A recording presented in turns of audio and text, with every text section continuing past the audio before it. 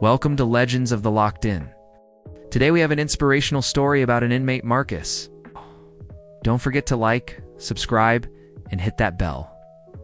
Let's dive into the story. I still remember the clang of the heavy metal door slamming shut behind me. It was the sound that marked the end of my freedom. A final harsh punctuation on the sentence I didn't think I deserved. My name is Marcus Turner, and when I first stepped into the grim walls of Riverbend Correctional Facility, I was a broken man, burdened by guilt, confusion, and an overwhelming sense of injustice.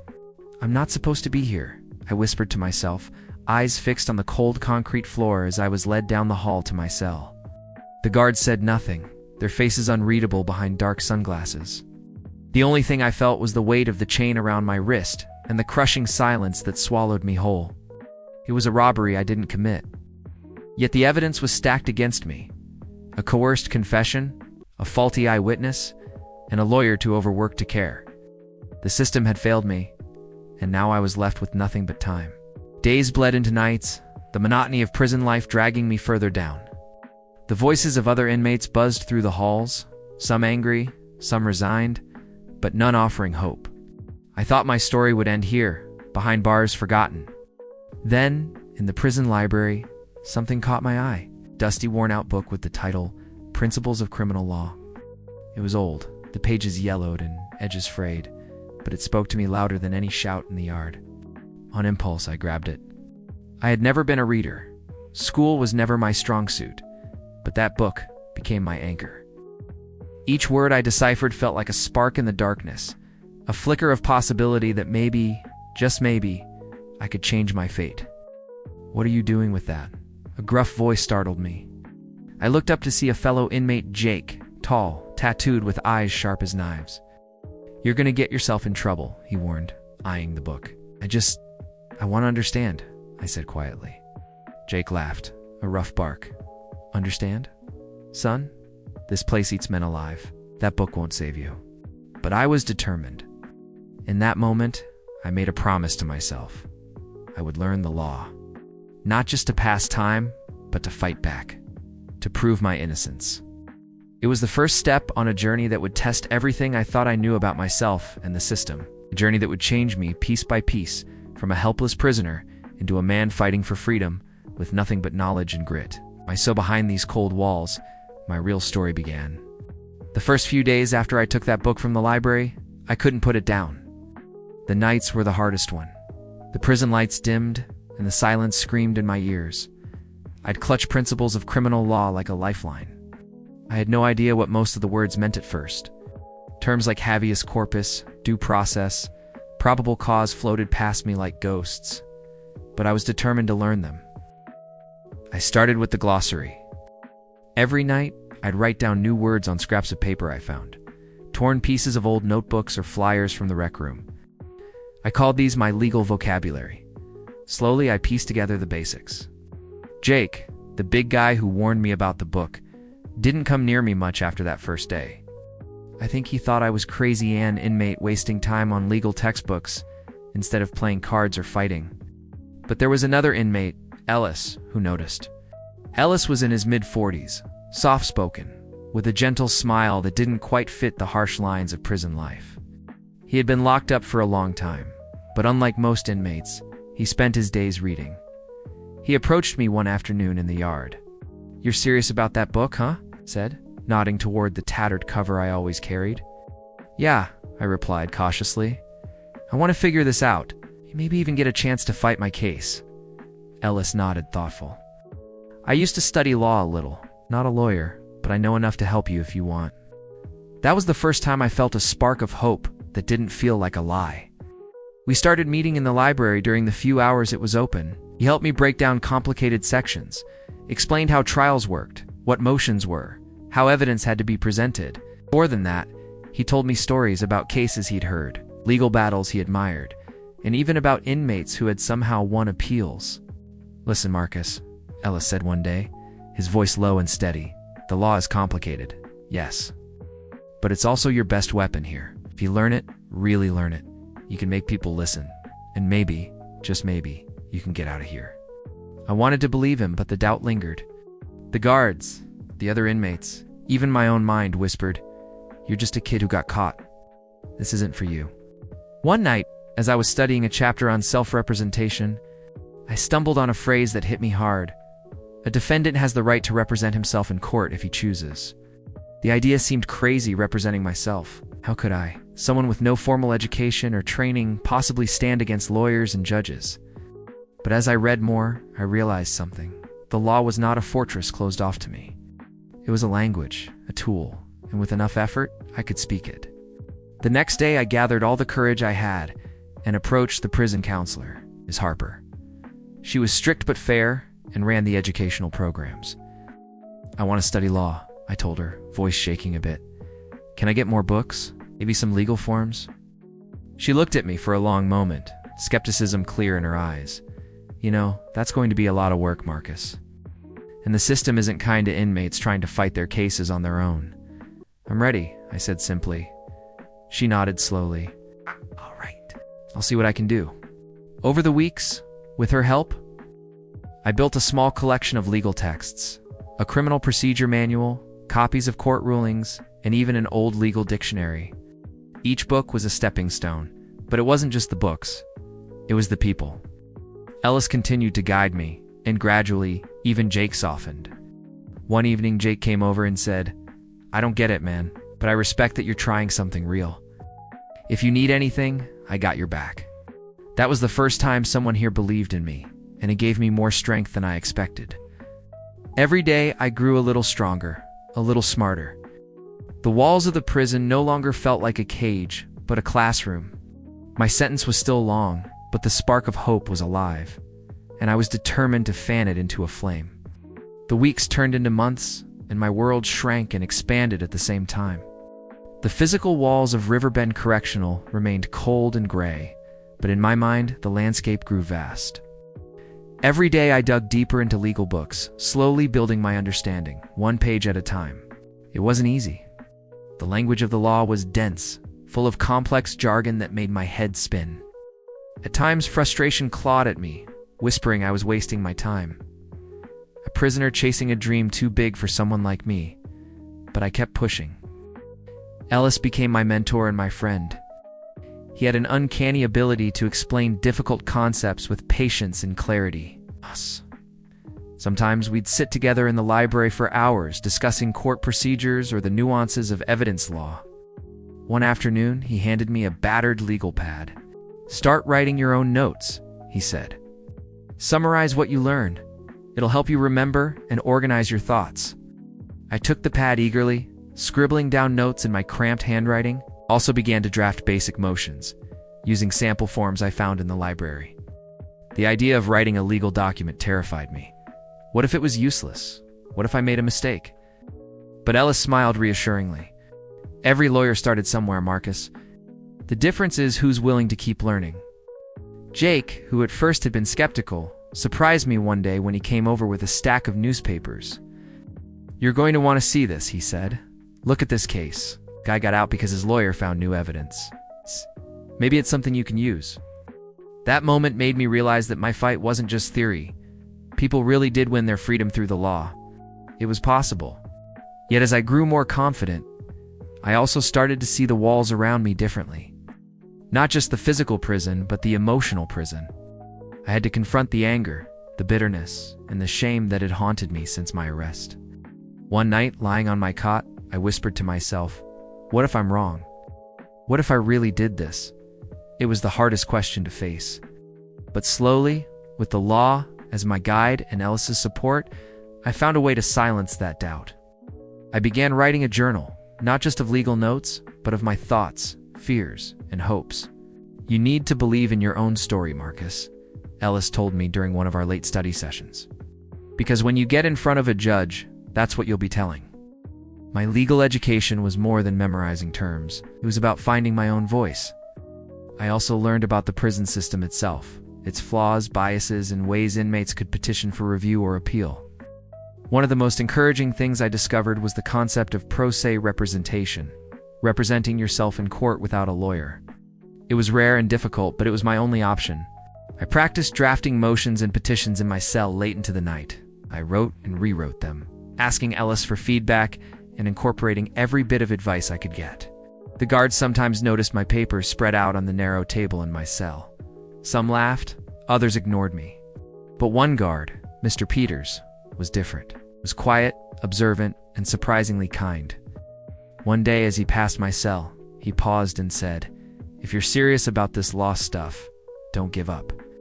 I've seen worse cases get overturned." His words, brief as they were, added fuel to my determination. My reputation among inmates shifted too. Some mocked me as the bookworm, others grew curious. A few asked me to help them with their own legal problems. I started teaching what I learned in small groups during yard time, breaking down complicated topics into simpler terms. I was no longer just Marcus the inmate. I was becoming Marcus the self-taught legal student, a man with a purpose. But I knew this was only the beginning. The real challenge lay ahead, putting my knowledge to the test, fighting for my freedom in a court that had already turned its back on me. And so, I prepared. Every day, every page, every note was a step closer to that moment. By the time I hit my 6th month inside Riverbend, the law had become my lifeline. Every waking hour outside work detail and meals was spent buried in books or scribbling notes. My cell was a mess of paper, pages filled with legal jargon, case summaries, and drafts of motions. It was chaotic, but it was mine. Still, doubt crept in like an unwelcome shadow. I'd sit on my cot late at night, staring at the ceiling, questioning whether all this effort was for nothing. The system was stacked against people like me, and even with all my new knowledge, I wasn't a lawyer. I was a prisoner, and my chances seemed slim. One evening, Ellis caught me staring blankly, lost in those spiraling thoughts. "Talk to me, Marcus," he said gently. "I don't know if I can do this," I admitted. "What if I mess it up? What if the judge doesn't even listen? I'm just a guy in prison." Ellis looked at me, calm but firm. "It's exactly why you have to try, because no one else is going to fight for you like you can." He reminded me of the stories he'd heard of inmates, who had successfully appealed their convictions by educating themselves and refusing to give up. "The law is more than words on a page," he said. "It's a weapon for the powerless if you learn how to use it right." Those words settled something in me. I realized that my battle was as much about belief as it was about facts. I needed to believe in myself before anyone else could. Around that time, I caught the attention of Ms. Harper again, the prison counselor. She had been watching my progress and, surprisingly, offered to help me file a formal request to access legal materials and submit a motion for review. "Marcus," she said, "it won't be easy. The system moves slow, and it's not designed for inmates to fight their own cases. But if you've got the passion, I'll support you." With her help, I drafted my first motion, a petition for a post-conviction review based on newly discovered evidence that had never been tested in court. Writing it was agonizing. Every sentence was scrutinized, every word weighed. Les reviewed it line by line with me, helping me polish it until it was clear and persuasive. When I finally submitted the motion through the prison's legal mail system, I felt a mix of relief and anxiety. That piece of paper represented more than a request. It was my voice, my hope, my fight. Days passed with agonizing slowness. I could feel eyes on me. Other inmates curious about what I was doing, guards watching to see if I'd caused trouble. Jake came by once and clapped me on the back. "Look at you, man. I didn't think you had it in you." "I'm trying," I said, smiling for the first time in weeks. Then came the hardest moment. The motion was denied. The rejection letter was cold and dismissive. The court said the evidence was insufficient, that my claims lacked merit. My heart sank, but Ellis didn't let me sink. "This is just a setback," he said firmly. "Every successful appeal faces rejection before it wins. You learn from what they say and come back stronger." I realized that fighting the system was a marathon, not a sprint. Each failure was a lesson, a chance to refine my arguments. Determined, I threw myself into research again, this time focusing on procedural errors and constitutional violations in my original trial. I found discrepancies in the police reports and irregularities in how evidence was handled. My motions became more detailed, more pointed. Meanwhile, my interactions with Ms. Harper deepened. She arranged for me to have limited legal counsel visits, connecting me with a pro bono lawyer named Rachel who was intrigued by my determination. Rachel was sharp and kind, with a steady confidence that put me at ease. Marcus, she said during our first meeting, I've seen many inmates who give up, but you're different. You know the law, and that's rare. Together, we might actually make a difference. With Rachel's guidance, I started to understand the complexities of legal strategy beyond just reading books. She taught me how to present arguments, cross-examine witnesses, and prepare for hearings. The prison no longer felt like a dead end. It felt like the training ground for a battle I was ready to fight, not with fists, but with facts, logic, and relentless spirit. As I lay on my cot each night, I no longer felt the crushing weight of despair. Instead, I felt a quiet fire burning inside, the fire of hope fueled by knowledge and determination. The fight for my freedom was just beginning. The day I stepped into the courtroom for my first hearing was unlike anything I had ever experienced. I remember feeling a knot of nerves twisting in my stomach as I sat in the cold metal chair beside Rachel, my pro bono lawyer. The courtroom smelled of polished wood and stale air, buzzing with murmurs from the few people in attendance. "This is it, Marcus," Rachel whispered, offering me a reassuring smile. "Just speak clearly and stick to the facts." The judge entered, a stern woman with sharp eyes and a reputation for no-nonsense rulings. I straightened in my seat, gripping the papers I had so painstakingly prepared. My heart pounded as I thought back to the countless nights spent poring over legal texts, rewriting motions and rehearsing what I would say. When it was my turn, I stood slowly, voice shaking at first. "Your Honor, I am here today to request a review of my conviction based on newly discovered evidence that was not presented at my trial," I began, trying to sound as confident as I could. I laid out my argument carefully, citing the discrepancies I had found and the procedural errors that had affected my case. Rachel stood by my side, nodding quietly. The prosecutor looked unimpressed, ready to counter every point. The judge listened, occasionally glancing at her notes. Then she asked questions, sharp, probing, testing whether I truly understood the law I was citing. I answered as best as I could, sometimes fumbling, but always honest. After what felt like hours, the judge adjourned the hearing and told us she would take the matter under advisement. Walking out of the courtroom, I felt a surge of pride mixed with exhaustion. I had stood up for myself in a place that was designed to keep me silent. For the first time, I felt like a participant in my own fate. But the road wasn't smooth. Over the next few weeks, I received another rejection. The court again denied my motion, stating that the new evidence did not sufficiently prove my innocence. The disappointment was crushing. Back in my cell, I sat on my bunk, staring at the ceiling, wondering if all this was worth it. But then I remembered Ellis's words. Every successful appeal faces rejection before it wins. Rachel encouraged me to dig deeper, refine my arguments, and prepare for the next hearing. She reminded me that persistence was the key, so I did just that.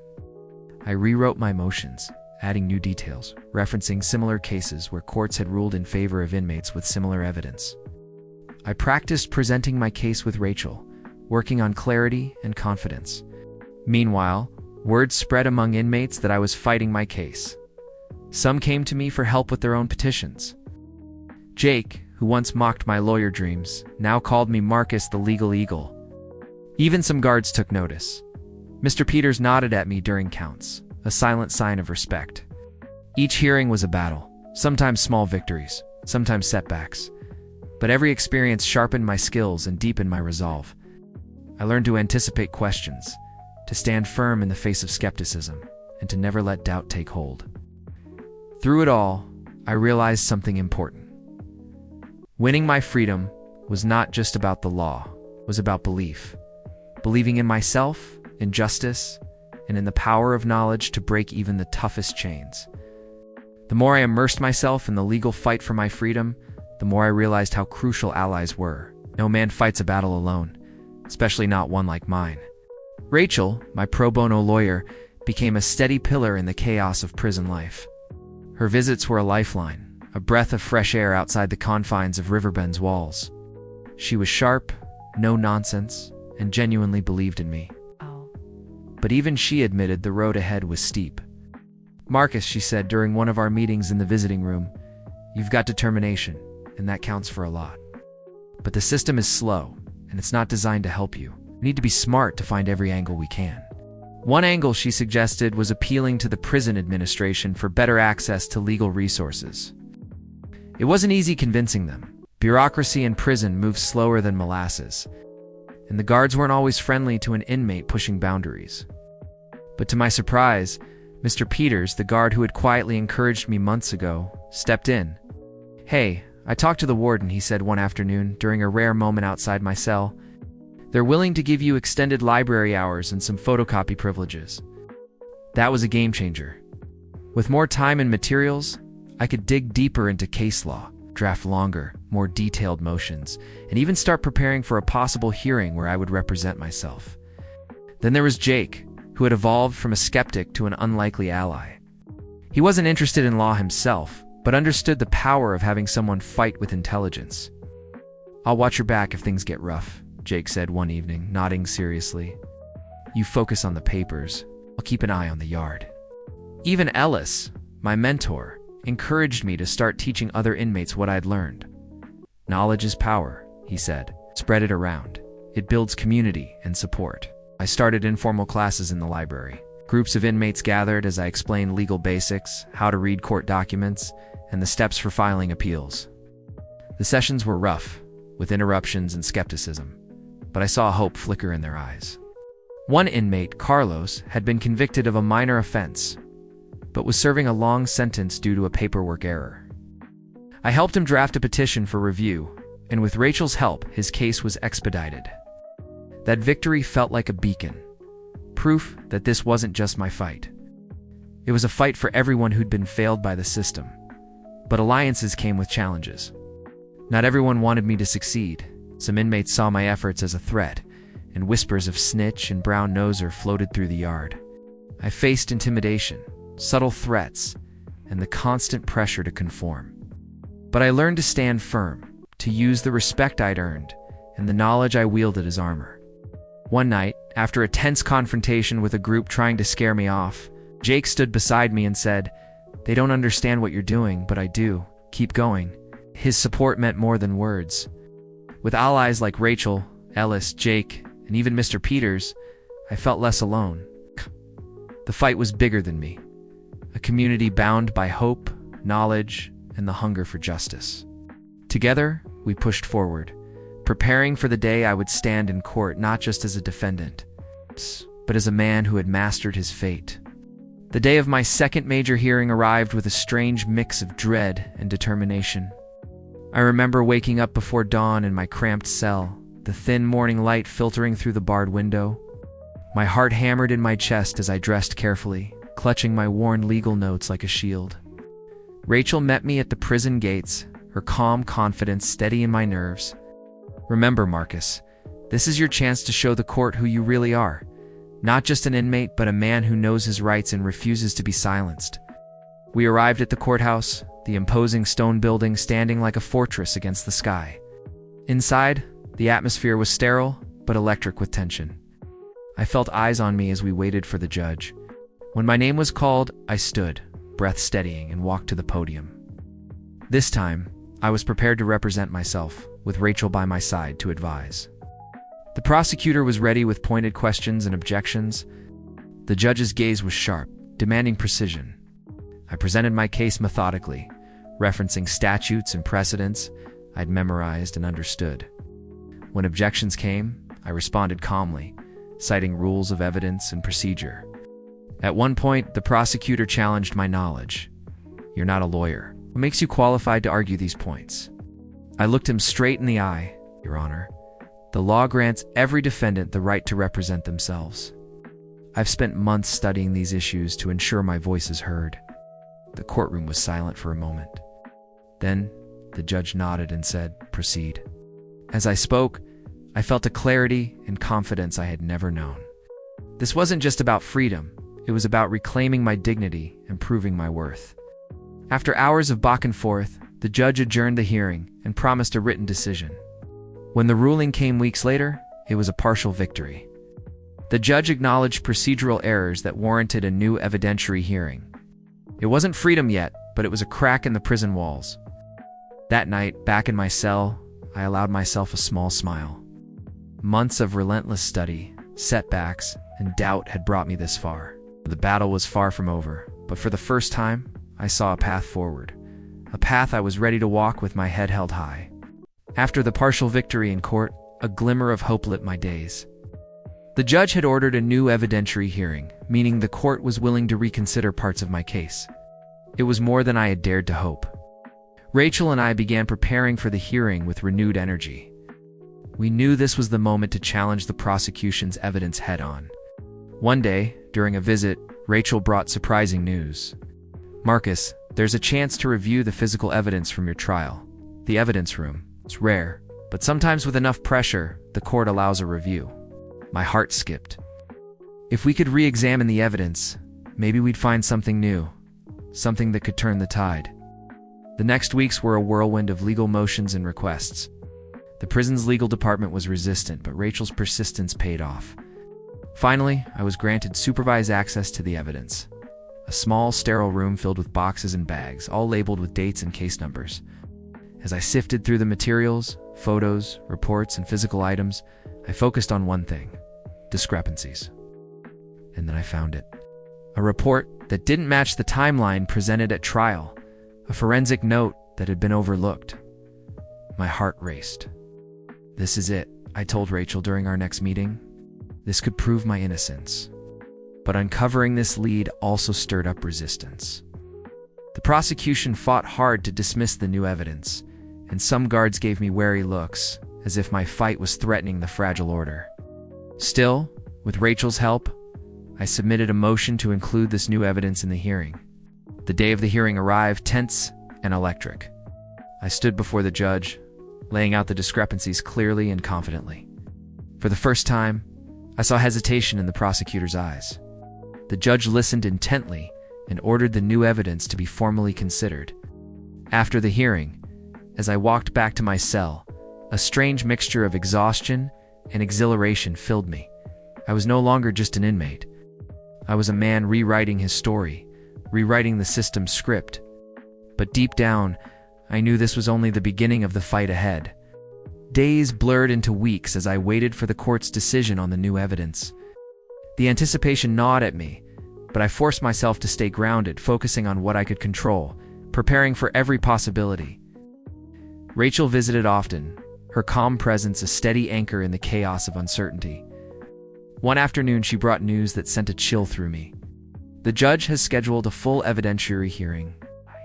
This is your chance to present everything. The new evidence, the procedural errors, your arguments." My stomach flipped. This was the moment I'd been fighting for, but also the moment I feared most.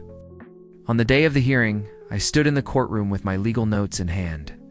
The weight of years pressed down, memories of that fateful night mingling with the hope of freedom. I thought of my mother's face, the long nights in my cell, the friends who'd stood by me. As I spoke, I felt something shift inside. The anger that had fueled me softened into resolve. I wasn't just fighting for myself anymore. I was fighting for truth, for justice. The prosecutor tried to dismantle my arguments, but I was ready.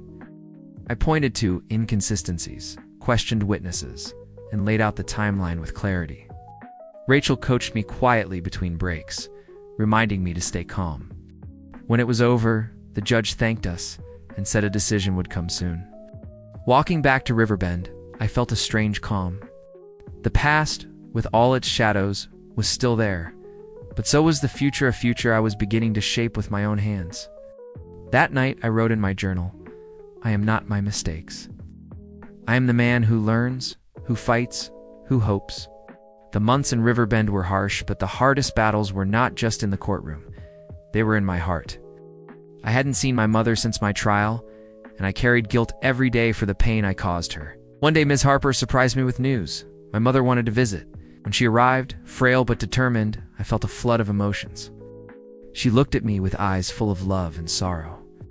"Marcus," she said softly, "I never stopped believing in you." We talked for hours about the past, the present, and the hope for the future. Her forgiveness lifted a heavy weight from my chest. That visit strengthened me. I realized the fight wasn't just about freedom from these walls. It was about freedom from the guilt, the shame, and the past that threatened to hold me down. I started writing letters to others I'd hurt, seeking forgiveness and making peace. The courtroom battles continued, But with each step, I grew not just as a legal fighter, but as a man reclaiming his soul. As the evidentiary hearing progressed, the tension in the courtroom was palpable. Rachel and I had prepared meticulously, but we knew the prosecution would pull out every stop to maintain my conviction. Then, just days before the next hearing, something unexpected happened. A letter arrived from a man named David Harper, claiming to have witnessed crucial events the night of my arrest, events that could exonerate me. Rachel was cautious but intrigued. "We need to verify this, Marcus. If he's telling the truth, this could change everything." Contacting David wasn't easy. We arranged a confidential meeting with him through Rachel's network. When he finally testified, his account was startling. He described seeing another man near the scene.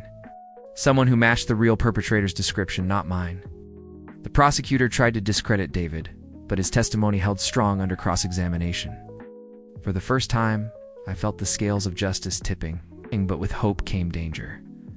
Word got out in the prison, and tensions rose. Some inmates warned me to be careful, okay? Others looked at me with newfound respect. I realized the fight for freedom was as much about courage as it was about law. David Harper's testimony was a turning point, but it came with a cost. Within days of the hearing, whispers spread through the prison like wildfire. Some inmates admired the courage it took. Others viewed me with suspicion or jealousy.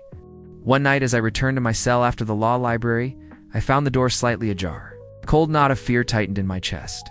Inside, my legal papers had been scattered, some torn. Jake caught me there, his face grim. "Someone's trying to send a message," he said quietly. "You've stirred up a lot of trouble." I knew he was right. Standing up to the system and the prison's unspoken rules wasn't without risk. Ms. Harper and Rachel increased their support, but I realized I had to be cautious. The fight for justice wasn't just in the courtroom, it was in the shadows of these walls. Yet, every challenge steeled my resolve. I refused to be silenced or intimidated. With allies by my side and the truth slowly emerging, I prepared for the final hearings. Freedom was within reach, but only if I could hold on to hope and courage. The day of the final hearing was heavy with anticipation. I arrived early, my hands trembling but my mind sharp. Rachel sat beside me, flipping through our notes one last time. The courtroom was more crowded than before. Family members, reporters, and others who had heard whispers of my fight. As the judge took her seat, the room fell silent. I looked around, searching for my mother's familiar face in the crowd. There she was, her eyes bright with hope and pride. I took a deep breath and began. This time I spoke with the authority of a man who had not only studied the law, but had lived it. I laid out every detail, the flaws in the investigation, the new witness testimony, the procedural errors. I answered questions directly and confidently. The prosecution fought fiercely, but the weight of evidence was undeniable. After hours of arguments, the judge announced she would take the matter under advisement. We would hear the ruling soon. As I walked back to Riverbend, a mixture of exhaustion and cautious optimism filled me. The battle was nearly over, and no matter the outcome, I knew I had changed, not just my fate, but the lives of those who had watched me fight. The days following the final hearing were the hardest I'd faced. Time seemed to stretch endlessly in my cell. Every sound echoed louder, every shadow deeper. Rachel visited often, bringing updates and encouragement. "The judge is thorough," she said. "It might take some time, but this is a good sign." Spent hours writing in my journal, pouring out my fears, hopes, and reflections. The waiting tested my patience and my faith. Some nights, doubt crept in like a cold wind. Would the system finally acknowledge the truth? Or was this just another dead end? But then I remembered why I started this journey. For justice, for my family, for every voice silenced by injustice. My fellow inmates watched me with new respect. Jake kept a protective eye, and even some guards nodded in silent support. In that liminal space between hope and fear, I found a new strength. Not just in the law I'd learned, but in the resilience I'd built within myself. The courtroom was packed the day the judge read her decision. My heart pounded so loudly I thought it might drown out every word. After careful consideration of all evidence and testimony, the judge began.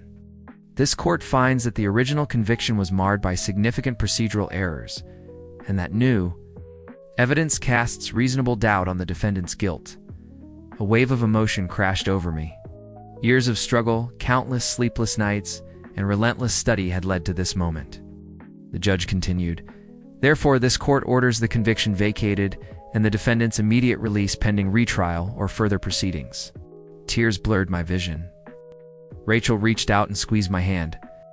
My mother's smile in the gallery was the brightest light I'd seen in years. Walking out of the courthouse free for the first time in so long, I felt like I was reborn. The journey ahead was still uncertain. A retrial loomed, but I was ready. I had transformed from a prisoner to a man empowered by knowledge, courage, and hope. The air outside tasted different, sharper, sweeter. After years confined within cold walls, every breath felt like a gift, a new beginning. I stood on the courthouse steps, surrounded by Rachel, my mother, and a small crowd of supporters. Cameras flashed. Reporters asked questions, but for a moment, none of it mattered. I thought about every night spent reading law books by dim light. Every setback and victory, the friends who stood by me and those I'd lost along the way. My mother said, holding my hand tightly, "You taught us all the meaning of hope." That hope was my fuel now. I was determined to use my freedom not just for myself, but to help others trapped by injustice. The road ahead would be long and uncertain, but I was no longer the scared man who walked into Riverbend years ago. I was Marcus, inmate, self-taught lawyer, fighter, survivor. And my story was just beginning. Freedom was more than escaping prison walls. It was a call to action. I knew I couldn't forget the struggles of those still trapped inside. With Rachel's help, I began volunteering with legal aid organizations focused on wrongful convictions. I shared my story at schools and community centers, inspiring others to fight for justice. Back in Riverbend, I stayed in touch with inmates I'd taught, helping them draft petitions and navigate the complex legal system. Jake wrote me from prison, telling me how my fight had sparked hope among many. "I'm proud of you, Marcus," he wrote. "You showed us that knowledge is power." Each day I worked to turn my pain into purpose. My journey had taught me that freedom isn't just about escaping captivity. It's about breaking the chains of ignorance and injustice wherever they exist. Years passed, but the fire inside me never dimmed. I went on to study law formally, earning my degree and becoming a licensed attorney. Every case I took, every wrong I helped right, was a tribute to the journey that started behind bars. I often returned to Riverbend not as an inmate, but as a mentor, a teacher, and a symbol of hope.